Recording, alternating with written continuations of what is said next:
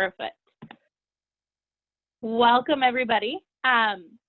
Since it's a little after 30, I'm going to go ahead and get us started here. See if I can minimize that. There you go. Okay, my name is Jessica, and I'm one of the English teachers here at Graduation Alliance. I'm really excited that we get to do these live sessions with students now to have a chance to connect and answer any questions that you might have. Excuse me. What I have planned tonight is a quick rundown of activity 10.3.1 in English 12 semester 2, as well as a quick grammar lesson on comma splices and run-on sentences. But I really want to let you guys know that if you have any questions at all at any time about one of your English assignments, please just hop on the microphone or send a chat message, and I would love to help you with any questions that you might have. So before I start with this, is there any questions that someone would like us to address first?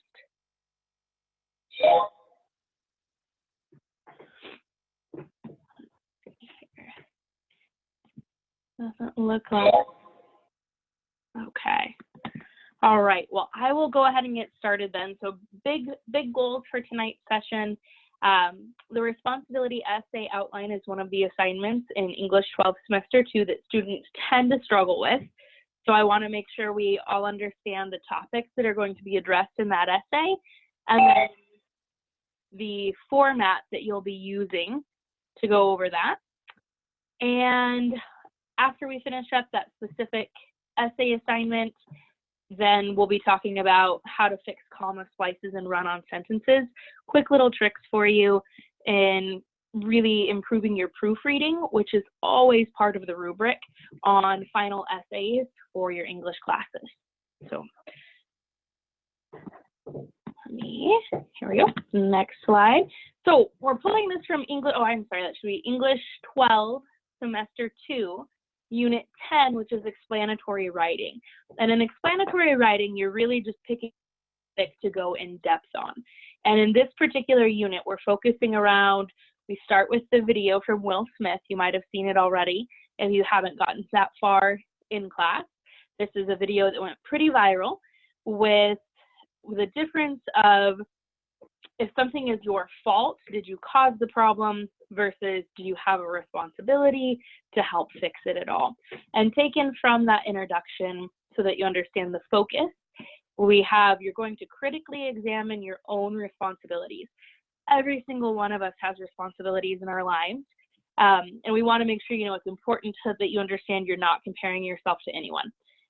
Every single one of us has our own life, experiences, and struggles, and this is really an essay for you to reflect on and communicate your understanding of your responsibilities.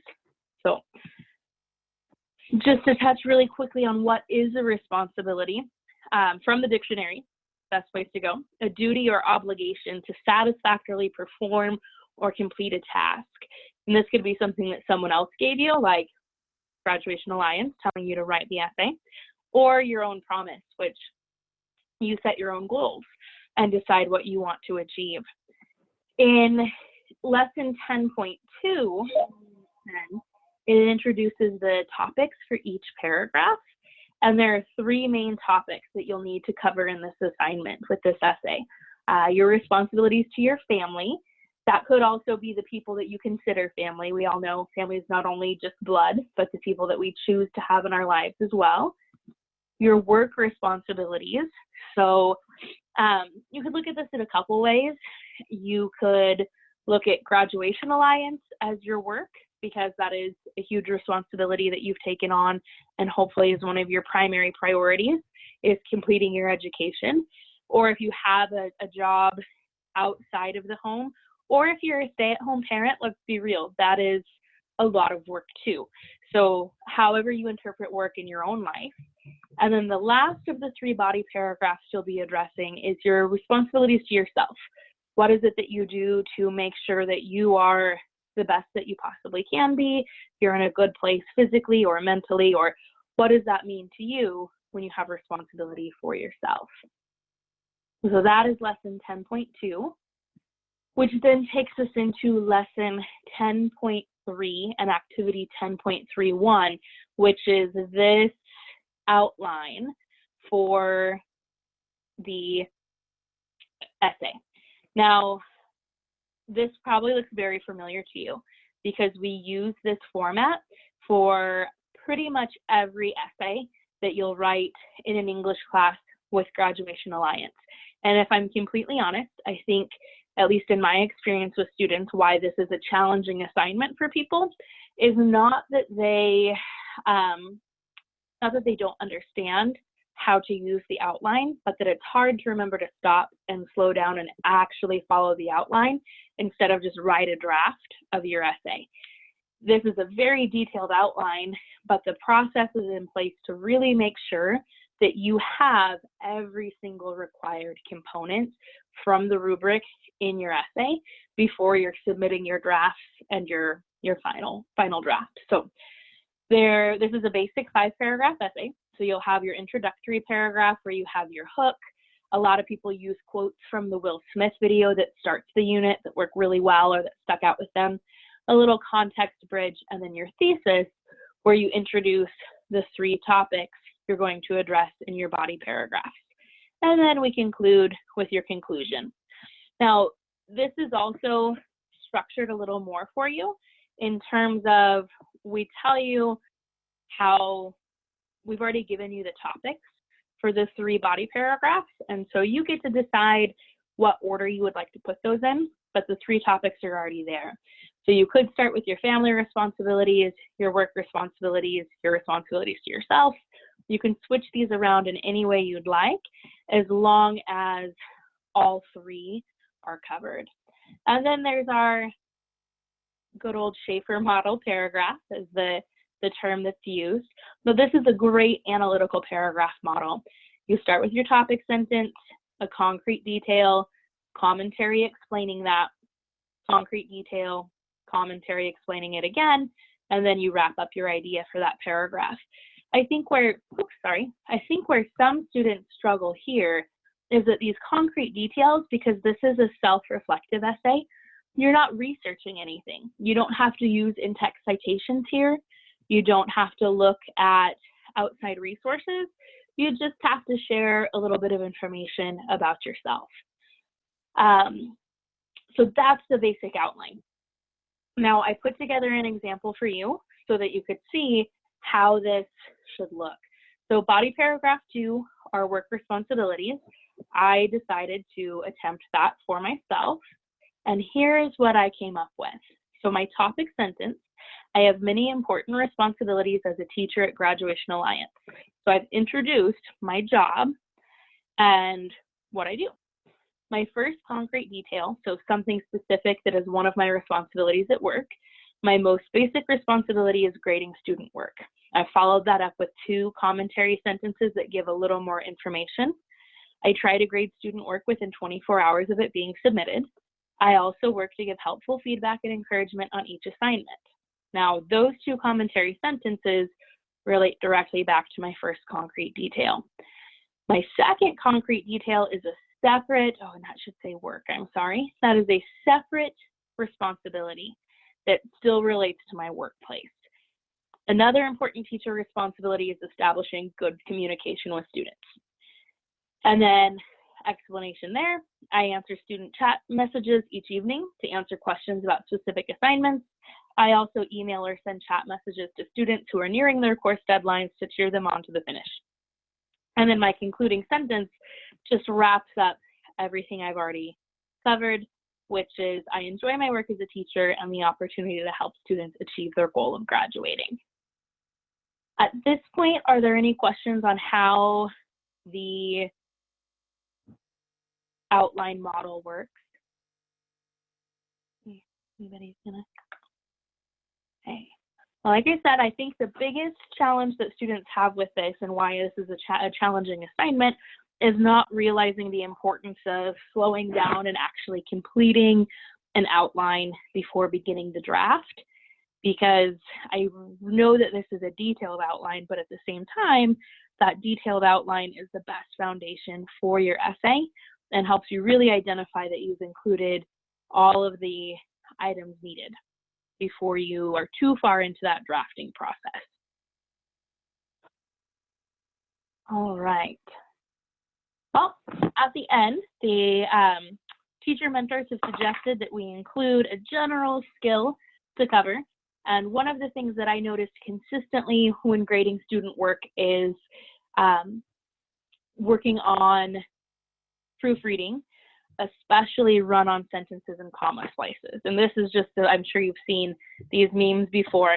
I love cooking, my family, and my dog. Use commas, they save lives. In that case, it's the use of commas in a list, but fixing run-on sentences and comma splices both deal with using commas appropriately. That's a big challenge, but it's an easy one to fix. So first thing that you have to understand is the basic building block. What are sentences? And a complete sentence has both a subject and a verb. Now, a lot of our sentences, we add on more description, but at the basics, that's it. So an example sentence, Susie studied for her test. We have our subject, Susie, and we have our verb, studied. We know Susie studied, and we've added those little details for her test. If we wanted to turn this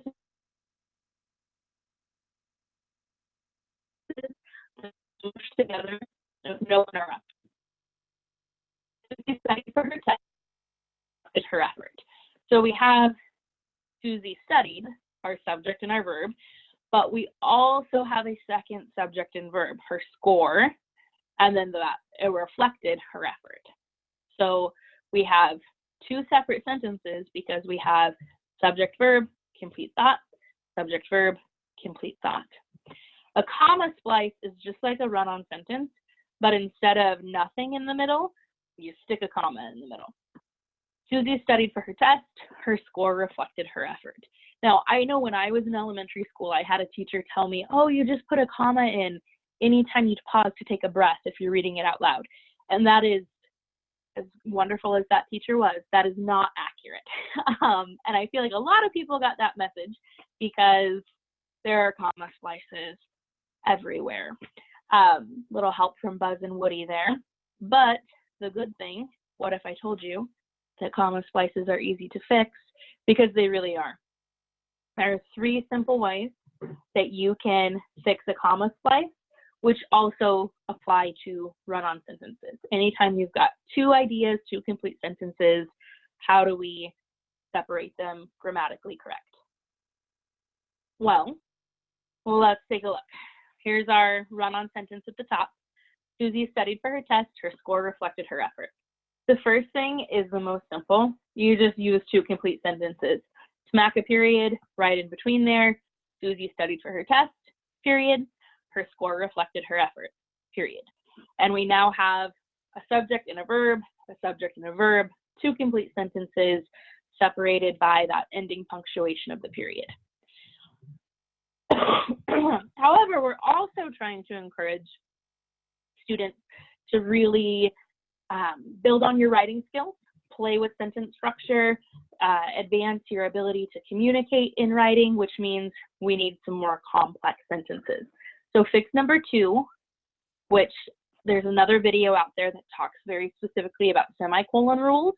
But if you want to use a semicolon, you can connect 2 related completed sentences. So you use a semicolon when the 2 ideas are so closely connected that you don't want to separate them at all. Susie studied for semicolon, her score reflected her effort. So that's another possible fix. And the one that we'll focus on for today, and that I think is oftentimes most helpful, is you use a coordinating conjunction, which is a fanboy's word, and I'll show you in just a second what fanboys are, and then a comma to connect your 2 sentences. So Susie studied for her test, and her score reflected her effort. So we have the comma, and is one of our coordinating conjunctions or fanboys that we can use to do that. A fanboy is an acronym where each letter stands for a different coordinating conjunction that you can use. So fanboy stands for and, nor, but, or, yet, or so. And those are the words that we can use as connectors to link together two complete sentences and avoid using a comma splice or a run-on sentence. This is a little cheesy, but it's also fun to watch. Schoolhouse Rock, which I don't know how old everyone here is, but I remember watching this when I was a kid and always getting a kick out of it. But Schoolhouse Rock has a quick 3-minute video that I'll show you now. We can watch it together on coordinating conjunctions and what they do. As your body grows bigger, We want to move this. power. It's great to learn. Because knowledge is power.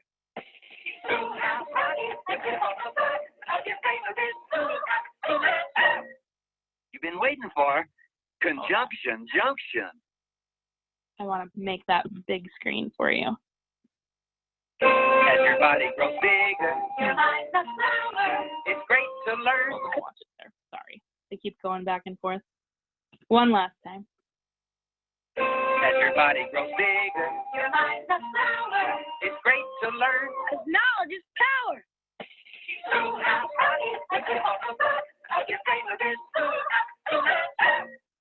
You've been waiting for conjunction junction.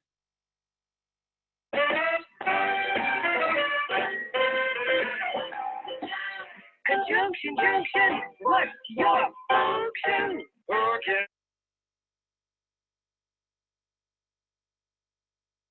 That function. I got 3 favorite cars that get most of my job done.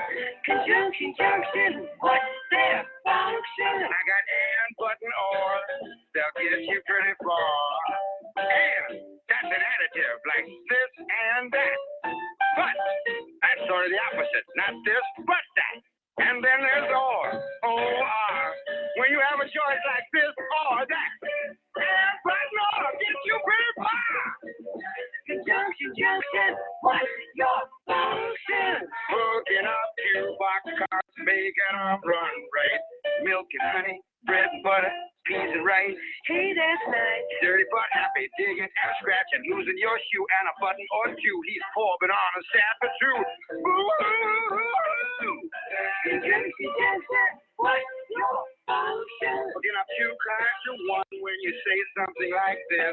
Choice, either now or later, or no choice. Neither now nor ever.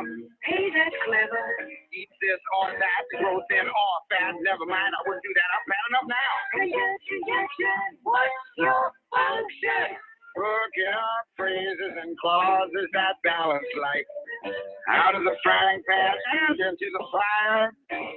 You cut loose the sandbags, but the moon wouldn't go any higher. Let's go up to the mountains or down to the seas. You should always say thank you or at least say please. What's your function? Hooking up words and phrases and clauses in complex sentences like, in the mornings when I'm usually wide awake, I love to take a walk through the gardens and down by the lake where I often see a duck and a drake. And I wonder as I walk by just what they say, if they can speak. Although I know that's an absurd thought. Conjunction junction, what's your function? Working up cars and making a function. Conjunction junction, how's that function? Like tying up words and phrases and clauses. Conjunction junction, what's that function? Gonna get you there, just very careful. Conjunction junction, what's your function? Going to get you there, just very careful. Conjunction junction, what's your function? Going to get you All right. I know, a little cheesy, but it helps illustrate those really well. So again, your options for fixing your run-on sentences or your comma splices, make it into 2 complete sentences. If this 2 ideas are so closely related, you want to keep them tied together, you can use a semicolon, or you can use one of those coordinating conjunctions, a fanboys. for, and, nor, but, or, yet, or so to connect your ideas together and really elevate your writing. So, okay, that is what I had prepared for you all this evening. I would love to take any questions that you might have, like I said, maybe about this assignment or this grammar tip, or any questions that you might have about your English class to make sure that this is worthwhile for you.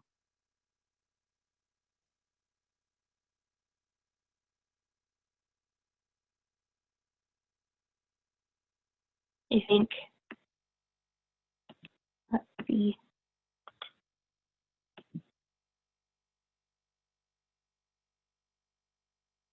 Lulu, are you good? No questions tonight?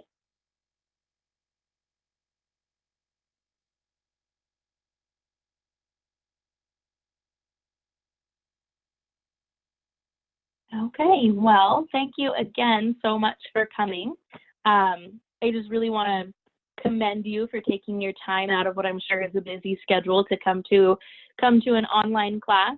And I know that I speak for all of the teachers here when I say, please feel free to reach out anytime that you have a question about an assignment or feeling stuck. I think it's fantastic that students enroll in Graduation Alliance from so many different backgrounds with that big goal of finishing a diploma. So we're here to help you in any capacity that we can do that. So, oh, I see a chat. Let's see here. Oh, yeah, absolutely. Lulu, I just got your message.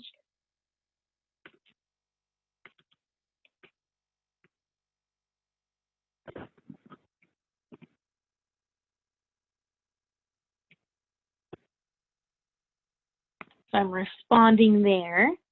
I'm happy to help with any question that you might have.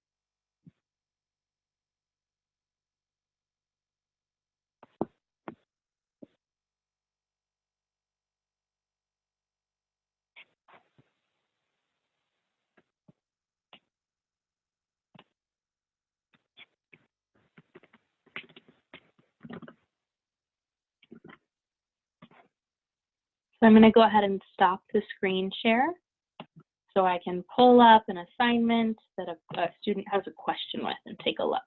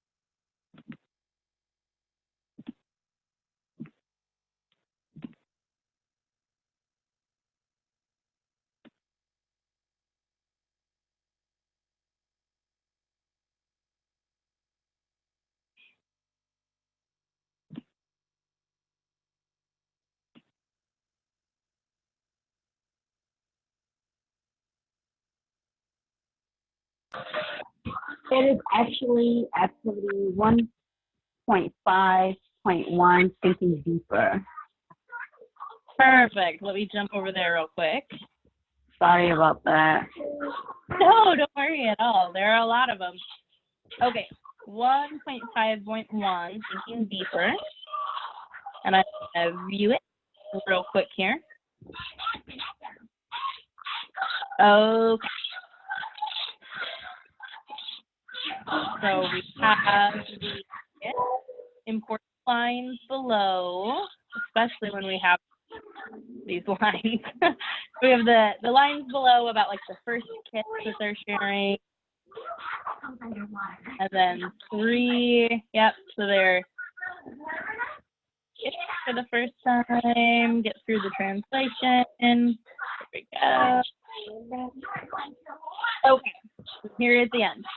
So this is a dragging activity, and you match so what's already there on the left-hand side on the word from the play, and then the task at the bottom is, I'm actually going to share the screen with you again, and we'll look at this together, okay? That makes a lot more sense than just describing it. So, okay.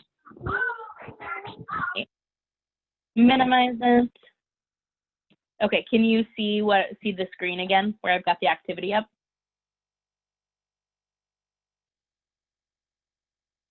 Hello?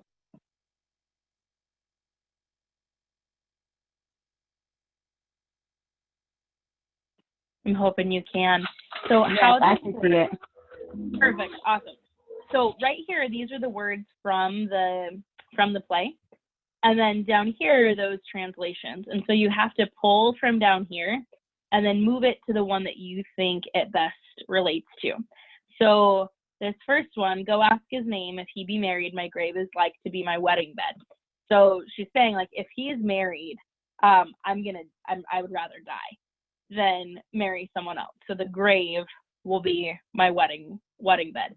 So you pull that one up here and put it into place. And the biggest problem I've noticed, or challenge I should say, is sometimes if you don't line this up exactly, it rejects it.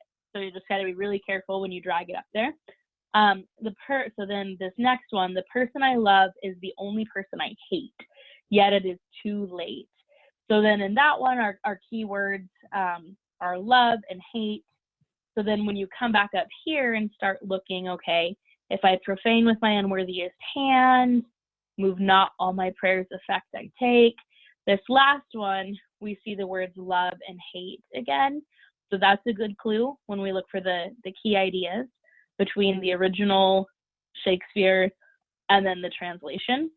And then that one does fit best there. And so then we would try, move it there, and it works again. And so then you would just finish up with the other two. And I know Shakespeare can be just super dense to try and get through with the iambic pentameter, but my what I fall back on is looking for those keywords.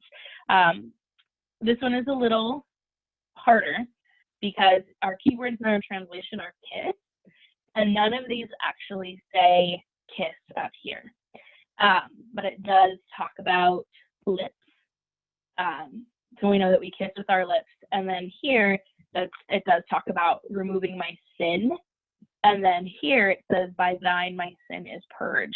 So when there's that, okay, both of them have lips related to kissing, but this one has sinning, this one has sinning. We can check and see. There you go.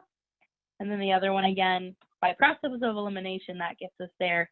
But if we look at the key ideas, we see if I profane with my unworthiest hand, so that's like if I have sinned against you, that is there. Does that help to see how those work out and looking for the keywords and key ideas between the translation and the original? Yeah. Awesome.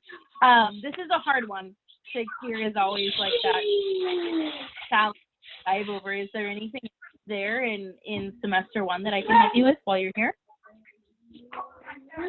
I'm just getting started on it, so not quite yet. Okay. This is the only one. That's fine. You know, like I said earlier, and taking your time to be here, feel free to reach out to your teacher. You can always message me as well. We're happy to help and work through stuff like this.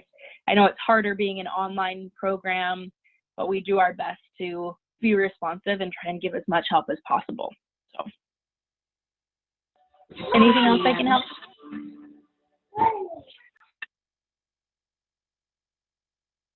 No?